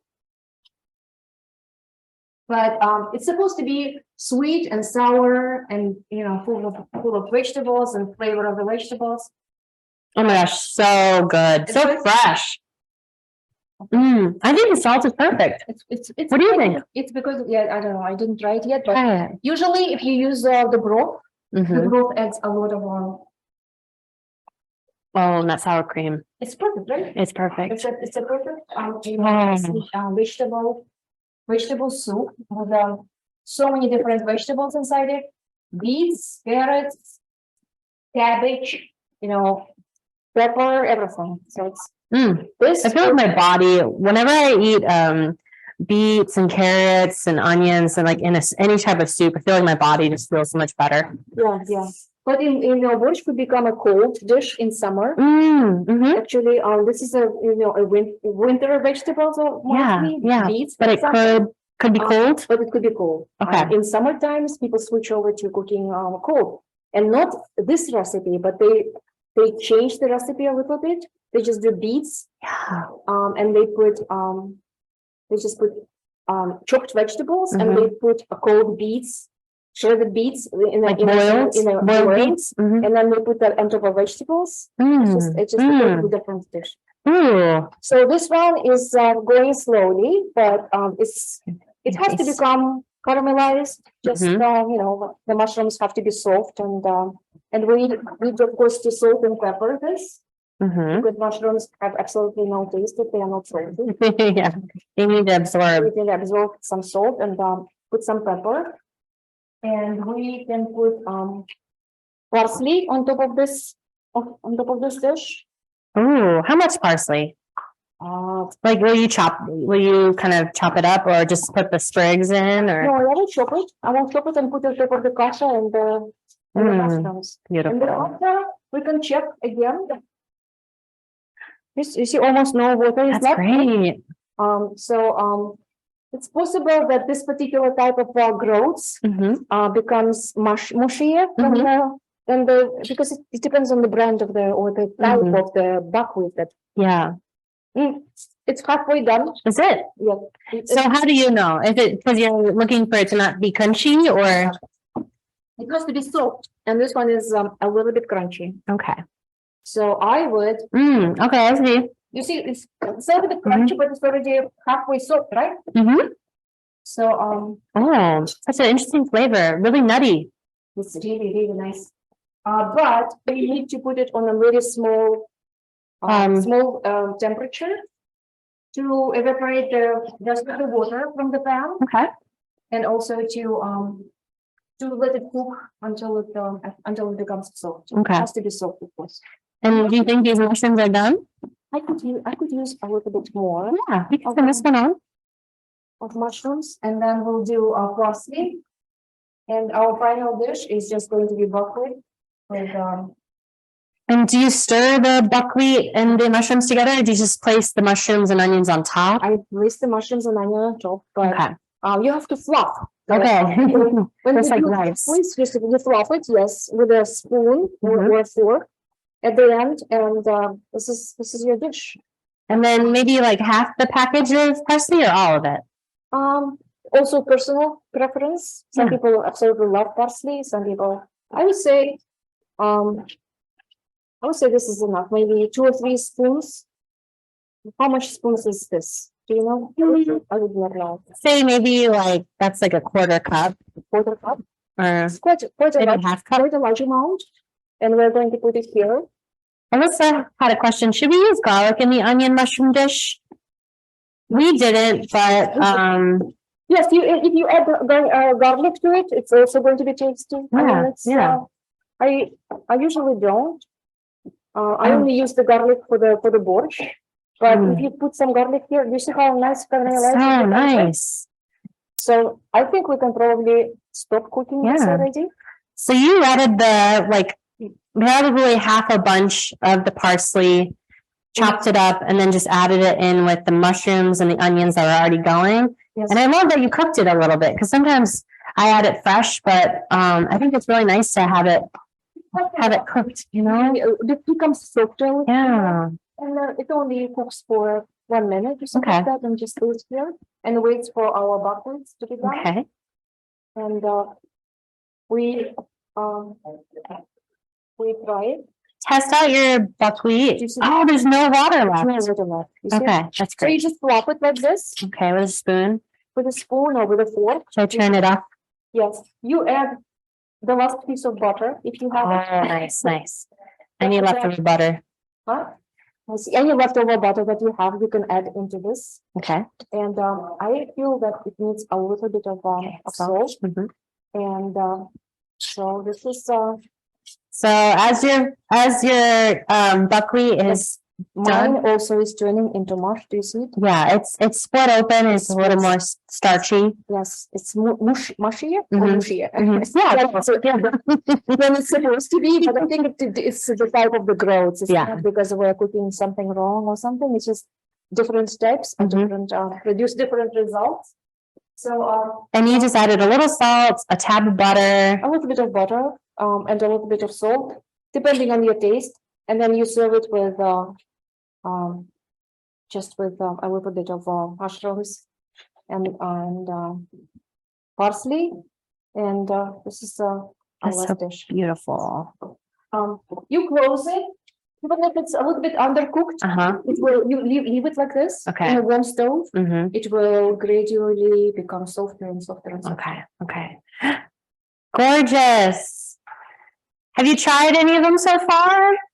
Yes, and pirozhki. Yeah. Which It's are Pirozshki time. completely you That's just beautiful. you just do it like this, and you eat them while they are soft, of course. I mean, and they are warm because Mm. that's when they taste the best, of course. Look at these dishes. Are you proud of yourself? You did a lot of cooking. It's just too much, actually. I should have chosen a bit, fewer recipes, but it's just a full. This is a full meal.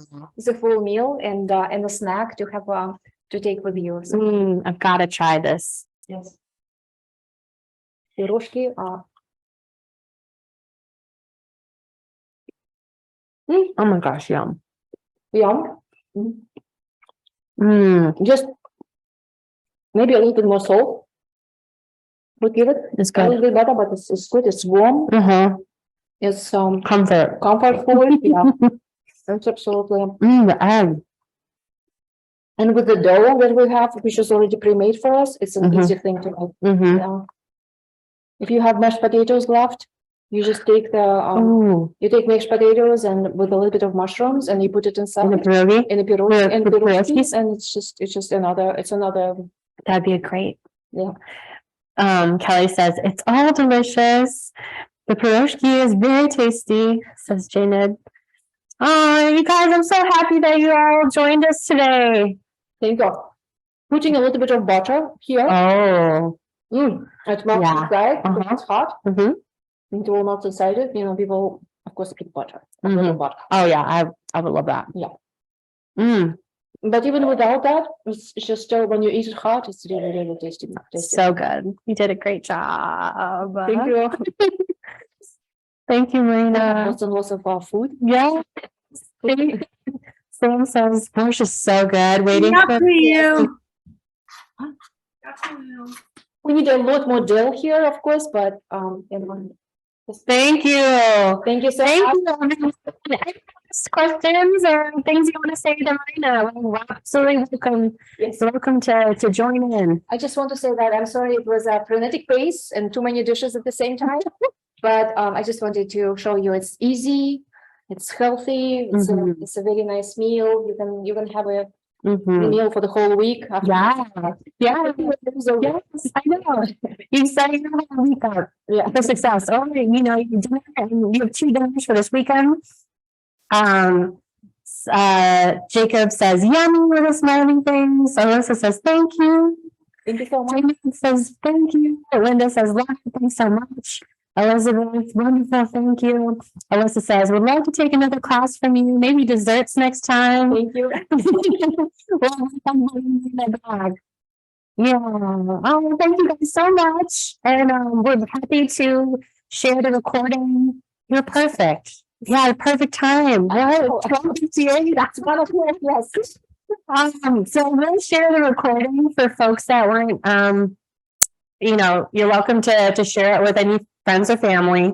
But yeah, thank you all so much. If you have any questions, we've got some upcoming classes. So we're doing a kind of our first ever Ayurveda cooking class. It's with Jody Adams, who teaches at Amara.